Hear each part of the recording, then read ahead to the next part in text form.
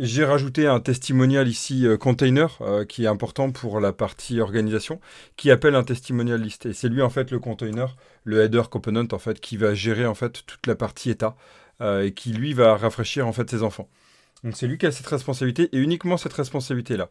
Il va appeler un app selector, j'en parle après. Grosso modo, c'est un selector, hein, c'est le use selector de Redux, qui permet de, dès qu'il y a une mise à jour, en fait, dans l'état, eh bien, ça se met à jour ici. On va prendre un dispatch ici, rien de plus normal qu'un dispatch, si vous connaissez. Dispatch, c'est pour envoyer une action, en fait.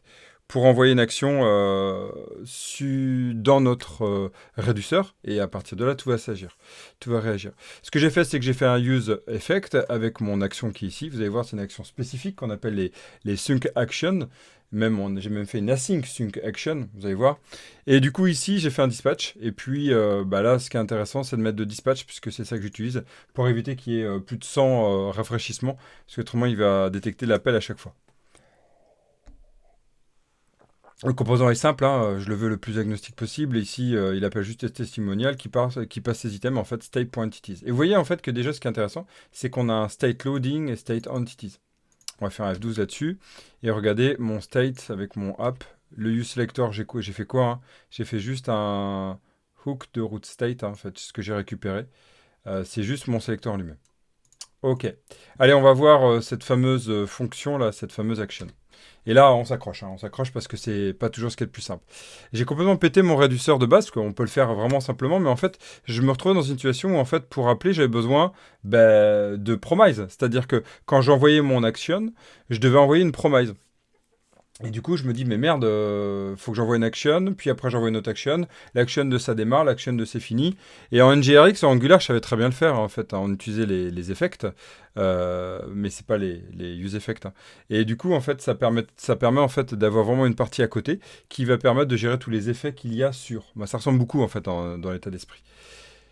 Et bah du coup, en creusant un peu, cette partie-là, on cherche et on trouve qu'il y a une notion de sunk à arriver. Les sunks, c'est quoi? C'est des fonctions qu'on va pouvoir rajouter dans le pipeline en fait de requêtage du réduceur. Et puis en fait, on va pouvoir même lui rajouter des async sync qui vont permettre d'être des fonctions qui gèrent des promises et renvoient des promises. En fait, c'est une fonction qui renvoie une fonction de gestion de promises. Une fonction async en fait. Et donc du coup de là j'ai commencé à creuser et en fait j'ai voulu faire ça dans quand même de ce qui se fait dans React, hein, quand même de bonne façon. J'ai utilisé le Redux.js Toolkit qui nous permet en fait de gérer ça automatiquement et de manière propre. C'est-à-dire que c'est une surcouche à tout le moteur des syncs plus réduceur. Et en fait elle nous fait tout en un. Et puis j'ai pas voulu aller avec le niveau au-dessus qu'il y a avec l'adapteur, hein. On trouve exactement pareil en NGRX. Tiens, c'est normal, hein, ils se sont inspirés de tout ça. Où en fait on a tout clé en main. Parce que je voulais quand même mettre la main dans le cambouis pour aller regarder tout ça. Et puis pour me refaire un peu la main là-dessus. Donc ce que j'ai fait, c'est que j'ai pris un state avec une particularité. Ici, j'ai trois informations. L'entité en elle-même, le loading, avec ici un pipe, hein, entre les états qui peuvent arriver. Comme ça, je pourrais même gérer, il y a une erreur, etc. Et j'ai même le message d'erreur. J'ai un état initial avec idle de base. Et là, ça y est, on s'accroche, on commence à avoir une information. C'est donc ce create async sync qui permet en fait, là c'est juste une information, c'est une clé, hein, c'est juste une clé, d'avoir une fonction async. Et cette fonction async, moi ce que j'ai fait, c'est que j'ai géré un testimonial service qui fait la requête promise, elle le renvoie. Je vous montre ici, voilà, ça fait juste un Axios. J'aime pas mettre tout en un, pour moi, j'aime bien séparer les responsabilités. J'aime bien garder cette notion de service séparée, comme ça en plus, ça je peux aller, si je voulais la requêter, la tester si je voulais à côté. Moi j'ai pas fait de test unitaire pour l'instant. J'en reparlerai, et c'est pas bien, j'ai pas fait de TDD du tout, hein. C'est pas bien, shame. Shame. C'est pas grave. Ici même, si je voulais, en fait, c'est pas assez propre en fait tout ça. Ce que je voudrais en fait, c'est être agnostique ici du côté service sur la partie Axios. Donc, il faudrait même ici dans le constructeur de mon service que je dise, écoute, tu utilises un requêteur qui utilise Axios. Comme ça, je pourrais vraiment être agnostique sur cette partie-là. Bon, ça c'est déjà des améliorations, c'est une dette technique. J'en suis tout à fait conscient. Ici, qu'est-ce que je fais? J'ai fait un try-catch, puisque je suis en async wait. Je peux gérer le try-catch, et donc du coup, je récupère mon erreur. Et là, je fais un reject with value, et là, je mets entre crochets, je renvoie une valeur fictive, puisqu'à chaque fois, on met à jour mon état. Attention, deuxième partie, c'est celle qui construit et le réducteur et les actions. Ici, je n'ai pas d'action spécifique liée à, on va dire, l'ajout, la modification. J'ai ce qu'on appelle les extra réducteurs. C'est un complément de ce qui se fait de mise à jour. Parce qu'en fait, le réducteur, c'est ce qui se met à jour. Hein, c'est qu'est-ce qu'on met à jour. Eh bien ici, je vais rajouter dedans, alors là, c'est la nouvelle syntaxe, hein, qui est conseillée d'ailleurs dans la doc, c'est les builder.addCase. Je prends, et là, il est super fort, il me propose des pending, des rejected. On peut se dire, ok, comment on le sait ça? Ben, en fait, quand vous commencez à creuser tout, vous voyez ici qu'il y a des informations pour avoir tout le complément, hein. Vous pourrez aller creuser ça. Ici, pardon, async, voilà, que je le retrouve pour vous montrer. Voilà, ici le payload. Vous voyez qu'on a toutes les informations ici. Tout est là, en fouillant un peu, en creusant un peu, on a toutes les informations. Bon, c'est pas toujours très clair, hein, la syntaxe, je trouve que la syntaxe TypeScript n'est pas toujours ce qui est le plus clair. Là, vous voyez, il y a toutes les informations ici complémentaires de ce qu'on peut utiliser. Et là, vous voyez ici la sync config avec toute la partie rejected. Bref, c'est tout ce qu'on utilise là, mais c'est comme ça qu'on peut savoir qu'il y a donc le cas pending ici, si on fait un F12, regardez. On a le pending, rejected, fulfilled et préfixe. Bon, ça, c'est juste pour savoir où on en est. Ben, moi, je gérerai juste la mise à jour de mon état. Ici, je vais faire quoi? State, mon état en cours. Mon état en cours. Je lui fais le loading. Loading, c'est quoi? C'est qu'ici, je vais dire bah, c'est en cours ou pas. Là, j'ai eu un problème, donc là, je failed. Et je récupère mon message. Comme ça, je peux l'afficher. Et là, bah, si c'est OK, je récupère le succeeded, super. Et là, ici, qu'est-ce que je fais? Je dis bonjour, je récupère le payload. Ce qui est intéressant, c'est que le payload ici, on voit le payload hein, ici va être différent. Puisque là, on va avoir rejected, donc on peut avoir des erreurs. OK? Et je renvoie mon réduceur. Et il me propose directement mon réduceur. C'est quand même plus propre. Derrière, il y a tout un ensemble de codes que j'aurais dû écrire sinon. Qu'est-ce que je fais après? Eh bien, c'est fini de ce côté-là. J'ai pas grand-chose à faire. Ce que j'ai à faire, c'est juste récupérer. Ben, vous avez vu ici, elle est là. Mon async sync. Thank. Et donc, du coup, ici, je la récupère. Et c'est une action, en fait. Hein, async sync. En fait, quand on voit, si on voit bien ici, et on avance un petit peu dans la recherche de ce que c'est. Ici, c'est async payload creator. Et ça récupère en fait notre élément avec les options de base. Et on va aller voir le payload creator. Ici, on voit en fait qu'il y a la notion en fait de récupération de la promise. Et regardez juste en dessous, on a bien la sync action. Donc c'est bien celle-là qui est renvoyée en fait directement. Donc c'est là où c'est le point intéressant, c'est de se dire que tout est dégéré et elle-même en fait est une fonction d'action, une action en fait.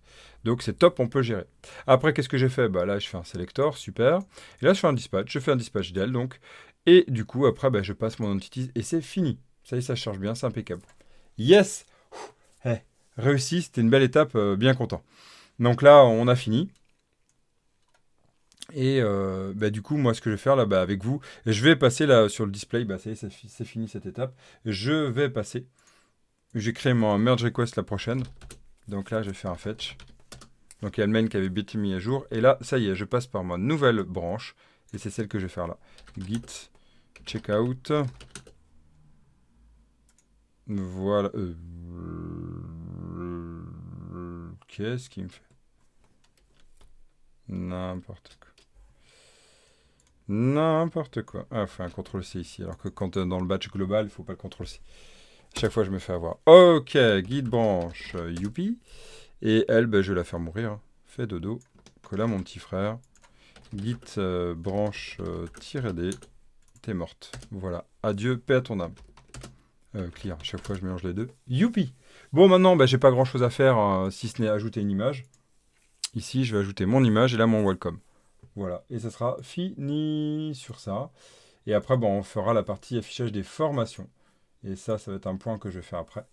Donc là, ce que je vais faire, c'est que je vais chercher une image de code, en fait. Hein.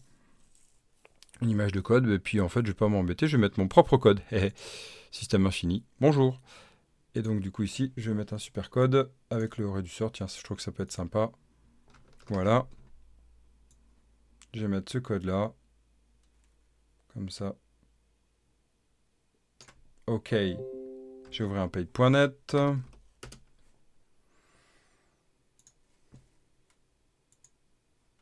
Voilà. Ça, c'est juste pour la forme.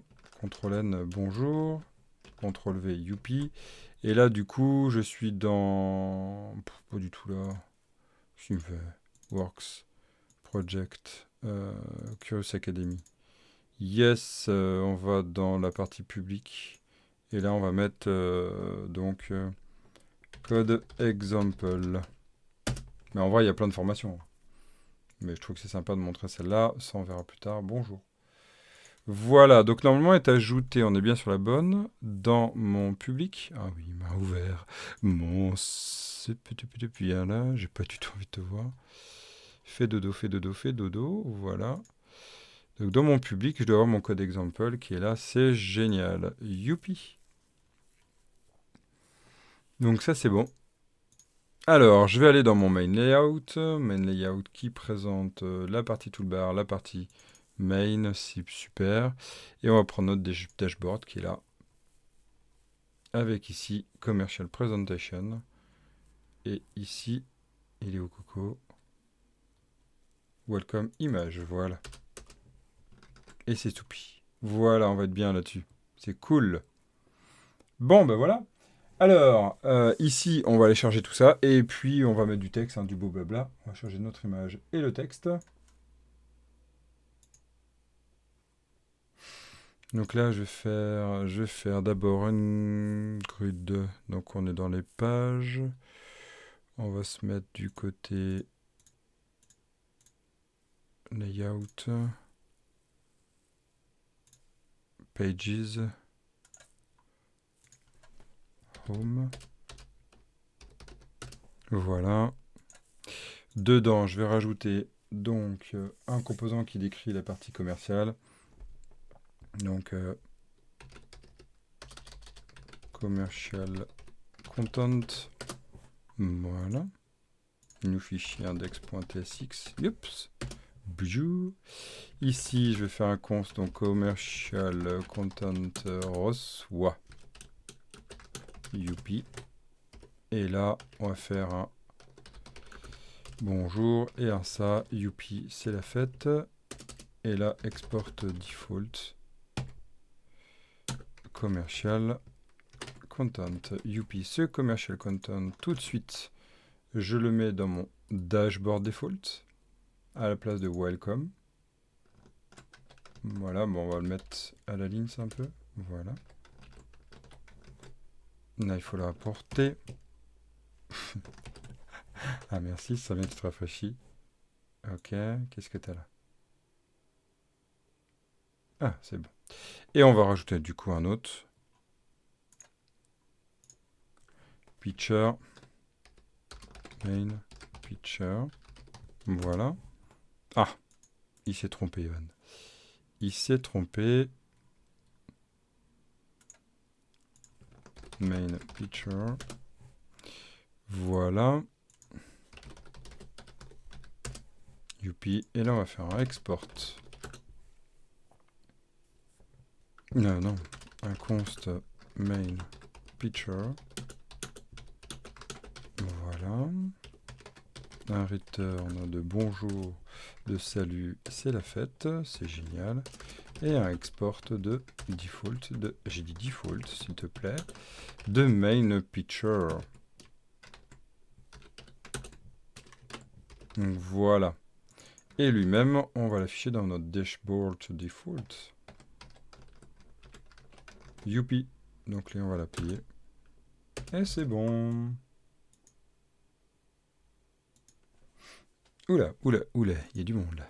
Voilà, super.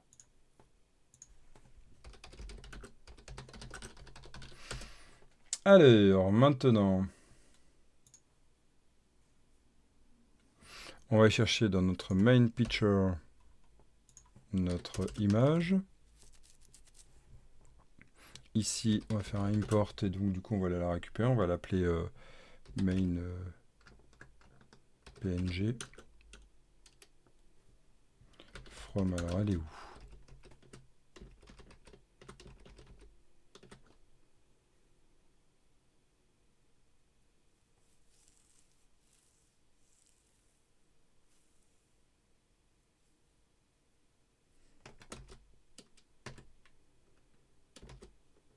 Non, je l'ai pas mis là. Je l'ai mis où moi? Non, je vais la mettre dans Assets. Oui, ça serait mieux. Renommer, voilà. Et voilà. Et du coup, elle, je l'appelle là, IMG, SRC, Tam, padam.